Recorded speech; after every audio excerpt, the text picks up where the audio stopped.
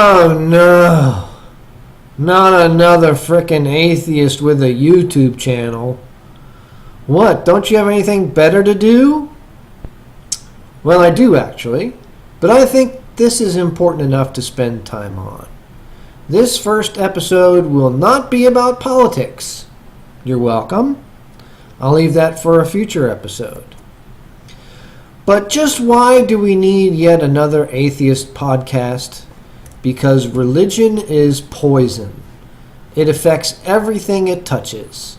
It makes otherwise reasonable people believe in foolish things. A person who lives his or her life believing that after they die they will live forever is not living their life to the fullest here on earth. Oh well, so I never got that degree I wanted, or I never told that one person how I really feel about them. It doesn't matter. I'm saved. And after I die, I'll be with Jesus forever. Excuse the cat meowing in the background. And that person I'm too shy to talk to will be there eventually too. Unless they're not saved. Oh my goodness. So basically, if you believe in an afterlife, this life is just a test. It doesn't count. And you're not going to give everything you've got to it. You're going to squander your time on earth.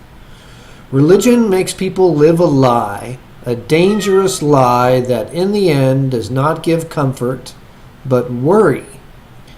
Worrying about living the perfect life. Worrying about passing the test. And if you don't pass the test, it's hellfire and damnation for you. Or they could go the other route, just as dangerous. I don't have to behave like a normal person. Everything I do, all my sins are forgiven.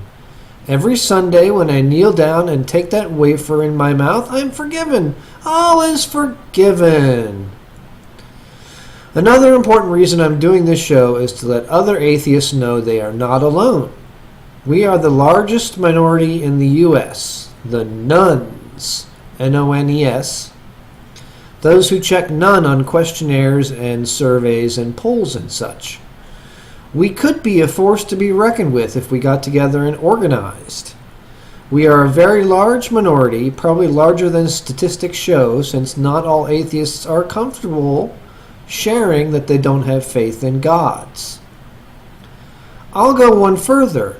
I'd be willing to bet that there are more atheists in the world that pretend to be religious because that's what they've always done since childhood.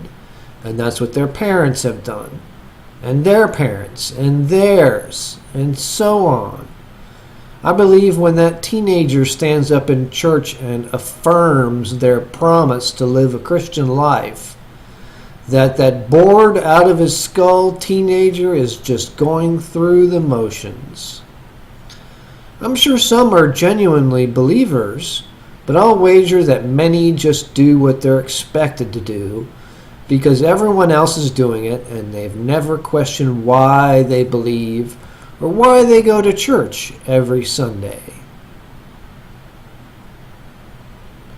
Because it is not religion that is under attack, it's atheists. Look at what the Islamic extremists are doing in Bangladesh. Bloggers are being killed left and right. From the New York Daily News, Nazimuddin Samad, a 28-year-old law student at Jagannath University, was targeted for speaking out against radical Islam, officials said.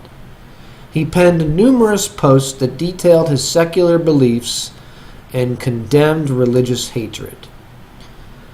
The death penalty is still used against atheists, not just for believing in an imaginary sky daddy, in the following 13 countries: Afghanistan, Iran, Malaysia, Maldives, Mauritania, Nigeria, Pakistan, Qatar, Saudi Arabia, Somalia, Sudan, United Arab Emirates, and Yemen.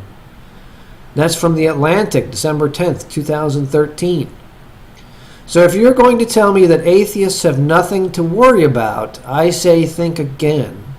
There is a lot of work to be done. Having one more vlogger out there is one more voice against hatred and evil.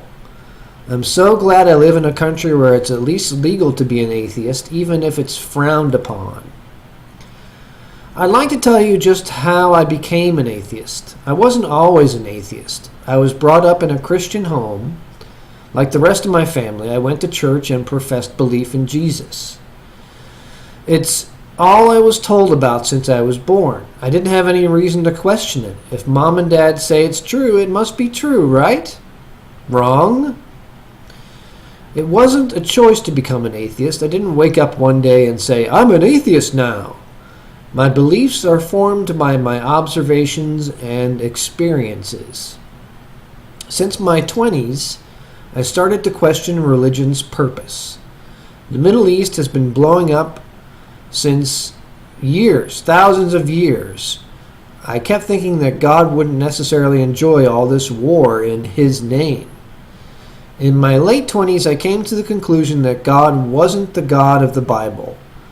He was more like a force of supernatural entity that couldn't be seen. Then 9/11 happened. When those planes struck the towers and people started jumping out of buildings, I realized there was no one in the sky protecting us. Things like that only happen thousands of miles away, not here in America. I was pretty much agnostic after that. God was not the God of the Bible, and there was no way for us to really know if God existed. I have yet to come across any evidence for supernatural beings. I've been a full-blown atheist since 2003, when my best friend died.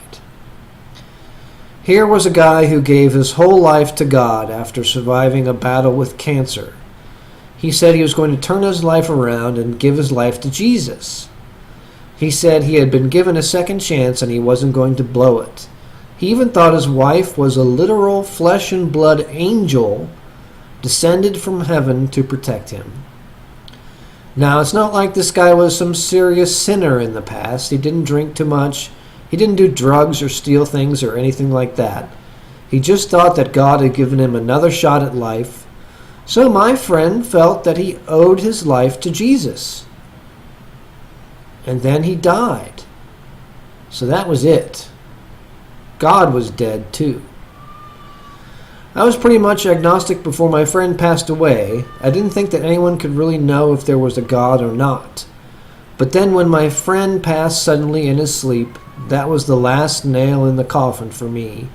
There was no God. How could an all-loving, just God do this to my friend? He was living the Bible, God's word to the letter. And then, bam, my best friend was gone. No God could have allowed for that to happen. No God can allow all the suffering that's occurring in the world. For example, why are there miscarriages, also known as spontaneous abortions? I thought God was pro-life. Why won't God heal amputees? Do they just not pray hard enough? Do their friends and families not pray enough for them? You might be saying that God purposely made them lose an arm or a leg to give them some holy challenge that helps them grow as a person or child of God or some other nonsense like that. What kind of sadistic God would do that, I ask you? I'm sure you have questions and I'm happy to answer them. Feel free to email me at godlesstodd1@gmail.com or tweet me at godlesstodd. I really hope you enjoyed this first YouTube channel episode. Check out more episodes at godlesstodd.net as they become available. And I'll be back. Cheers!